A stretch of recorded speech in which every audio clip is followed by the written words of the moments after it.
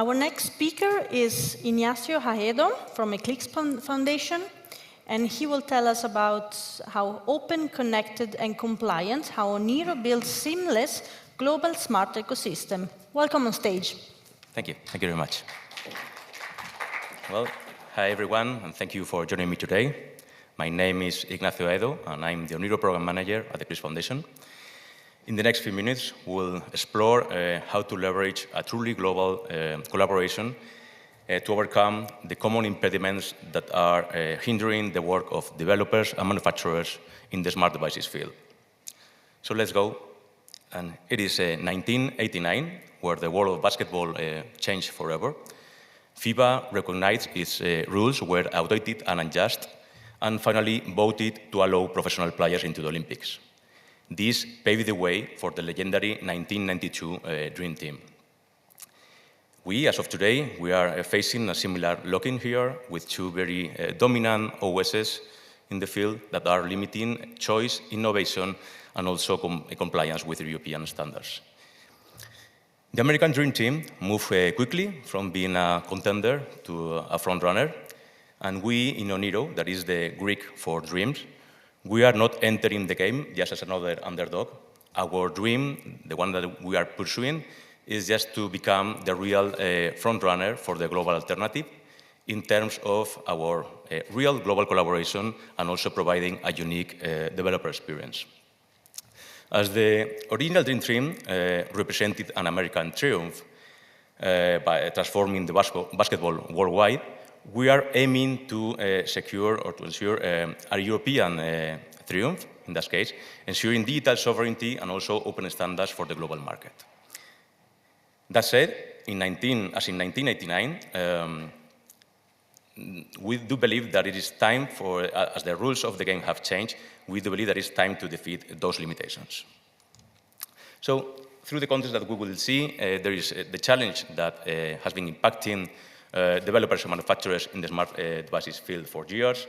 Also, our solution that will bring in some paradigm shifts. It will be a shift from vendor lock-in to open governance, a shift from single kernel to distributed computing, and also a shift from fragmentation to standardization. And then the opportunity that is just in front of you and you can participate of. Then it's time to tackle our good old friend, device fragmentation. And yes, it's still out there. And when we talk about device fragmentation, we can see an operating system just installed across a vast number of hardware devices with significant different capabilities and features. So this will represent a major challenge for developers, manufacturers, and users because it makes the promise of consistent software unreliable. To acknowledge the scale of this challenge, let me bring in some figures. So 9.4 and 41.1. Any guesses? Ring a bell? No? So 9.4 is the average connected devices per person in Europe as of 2025. And this figure is rising to 13.4 even in North America. And also, we will hit 21.5 billion IoT connected devices by the end of this year, which represents almost 3 devices per person globally. And in fact, these figures will skyrocket to 41.1 in just 5 years. So yes, I'll say that the challenge is quite big. Among the roots that fragmentation is bringing in, and also its impact, I will say that there are thousands of device makers that are introducing in the market millions of stuff every year. And they may use the same OS or the similar base OS, but using really different components. Fragmentation is also amplified often with a slow rollout of new OS versions, also by heavy customization on the US side, and even with proprietary services that are built on top of this base OS. So provoking that this impact will be really huge in terms of both cost and complexity. That said, developers and manufacturers are struggling or spending much time, or even better, wasting much time by debugging applications back and forth, or even testing devices against dozens of hardware and OS combinations. Also, on the user side, they are experiencing a really poor user experience, and also there is a lack of access to the latest security updates in non-updated applications. So, alongside this main challenge, that is fragmentation, it comes regulation, and I'll try to keep this brief, because CRA is here to set a new play field for IT in general and for operating systems in particular. The message is clear. We'll need to keep an eye out on CRA because it is coming and it will kick off in just 2 years in December 2027. So to overcome this perfect storm that blends device fragmentation and also regulatory compliance, is there any answer out there? We believe so, and it couldn't be without open source contribution. So you are all welcome. Please come in. We are open. And open source comes in two complementary directions. On the one hand, there are assets. Let's say that everything you'll need to develop your product is access-free, and also that validation is an open process at no cost. And also, on the other side, digitalization is all about cooperation and being more competitive. So this will help you minimize technological silos and even boost innovation. Finally, if you want to run your project in the real open, you'll need to leverage on an open source foundation.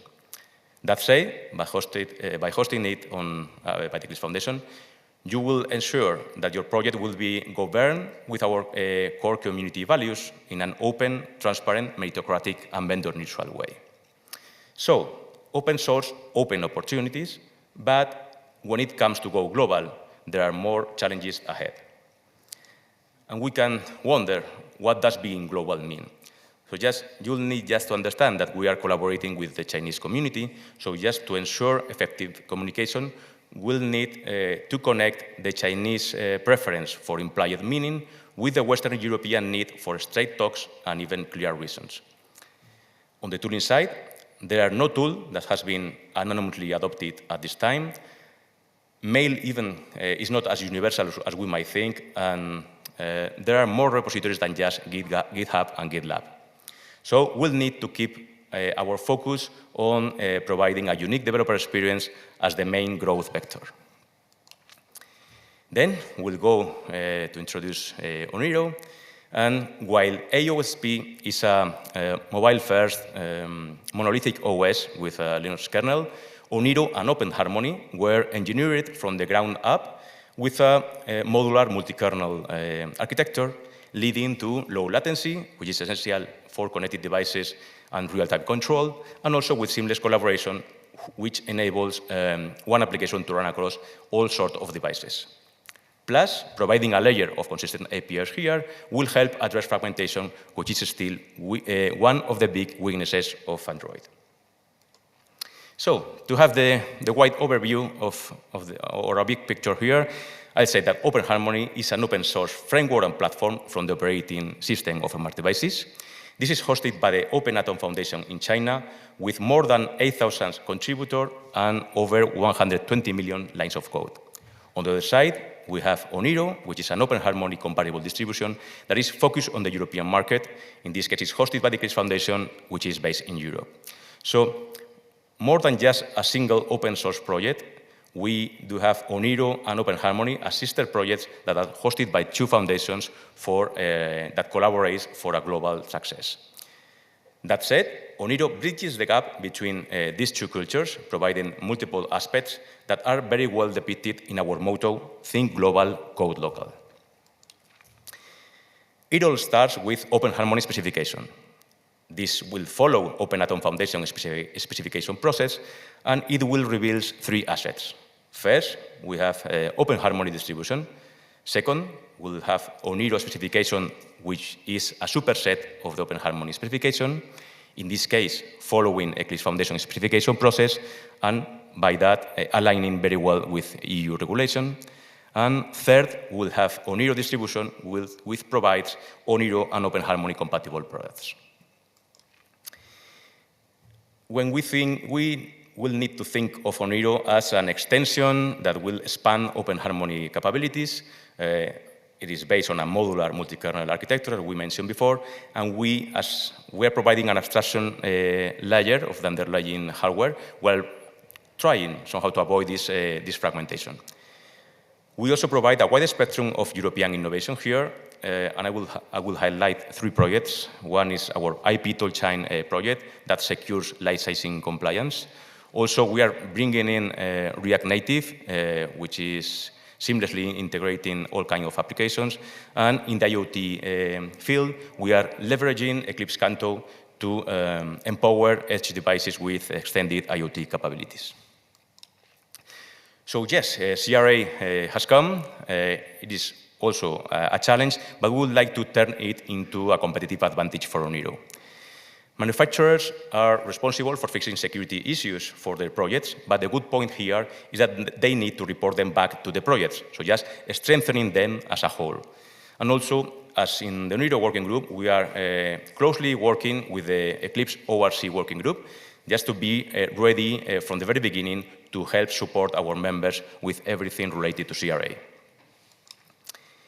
Then we'll go with what is your opportunity to participate here. First, let's understand what is our mission.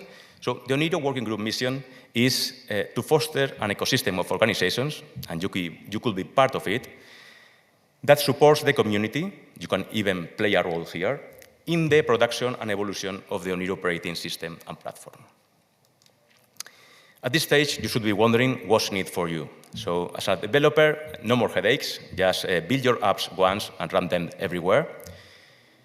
For you manufacturers, you will shorten your product's time to market and even lower your compliance burden. And in case you are a user here, you will experience the super device concept, which will leverage the resources and the features of your interconnected staff.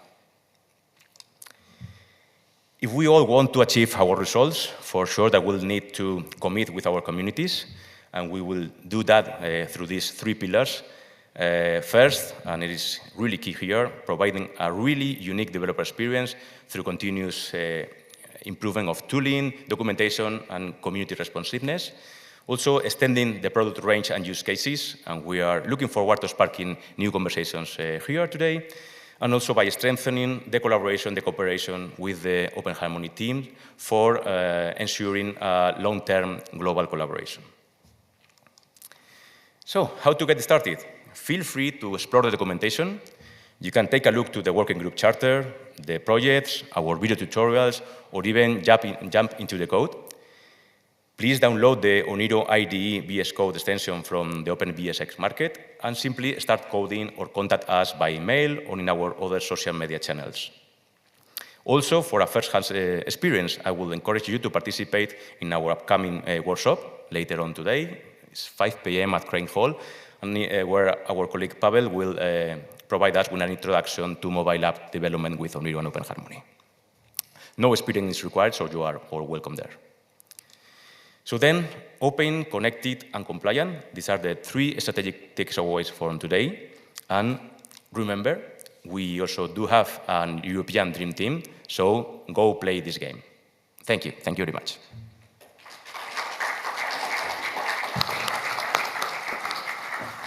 Thank you very much, Ignacio, for your contribution. So we have maybe time for one question, if there is.